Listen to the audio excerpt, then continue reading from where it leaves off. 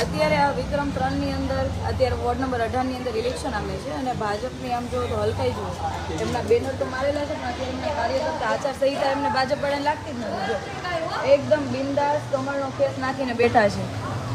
આ બધું ગાડી એવી નથી. આગળ પણ શેરીએ આ લોકો કમળના કેસ પહેરીને લોકોને જઈને કહે છે કે ભાજપને વોટ આપજો, ભાજપને વોટ આપજો. આ 18 નંબર ઇલેક્શનમાં હારવા માટે છે એટલે હારવા જઈ રહ્યા છે એટલે જો આવી રીતના હલકાઈ ઉપર ઉતરી ગયા છે.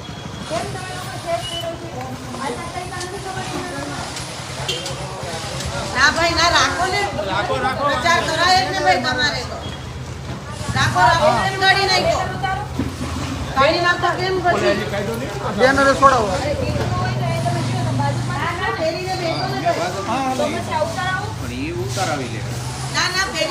આ બાજુ બેન સિરિયસ છે.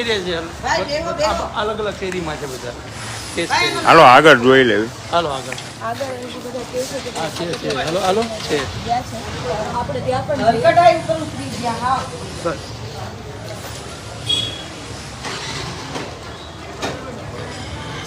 અત્યારે એટલા માટે લાઈવ કરવું પડ્યું કે આ લોકો પછી એમ કહે છે કે અમારો તો અમે તો વિડીયો જૂનો છે, આમ છે તેમ છે, એટલે લાઈવ આપણે જોઈએ ને એટલે ખ્યાલ આવે કે ખરેખર હકીકત શું છે. અને સવાલ જુઓ, તમે પોલીસને ફોન કરો 100 નંબર પર ફોન કરો તો પોલીસે આવતી નથી.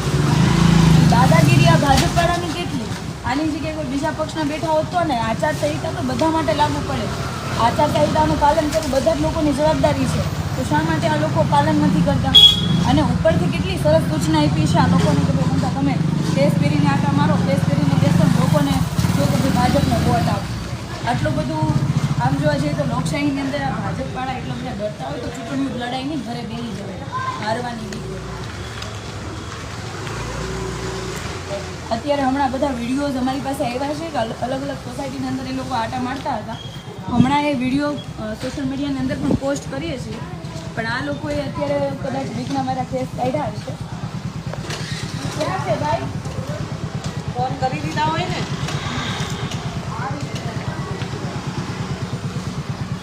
ફોન કરી દીધા હોય ને.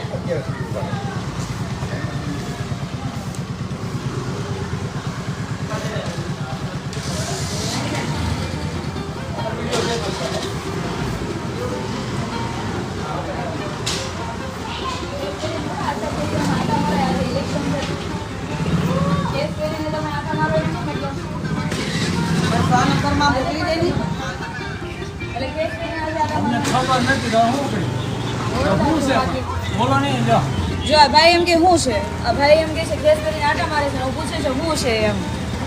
આ વિડીયો છે અત્યારનો.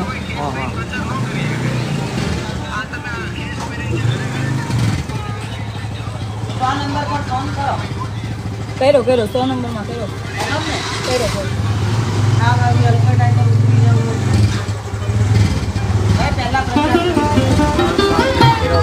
ભાઈ વાંધો નહીં.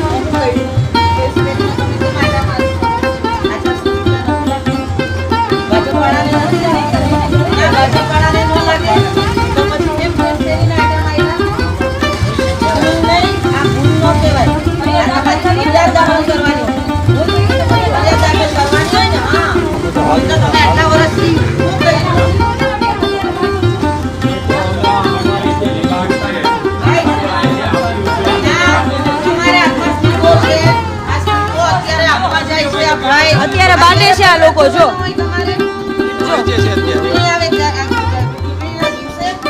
સવારે 9 વાગે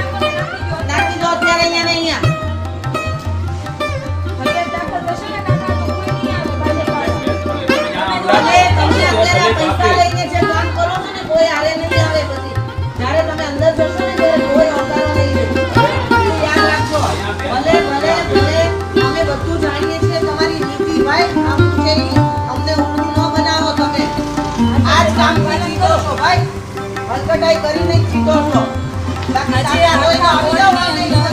અલગ અલગ જગ્યાઓ મળે છે.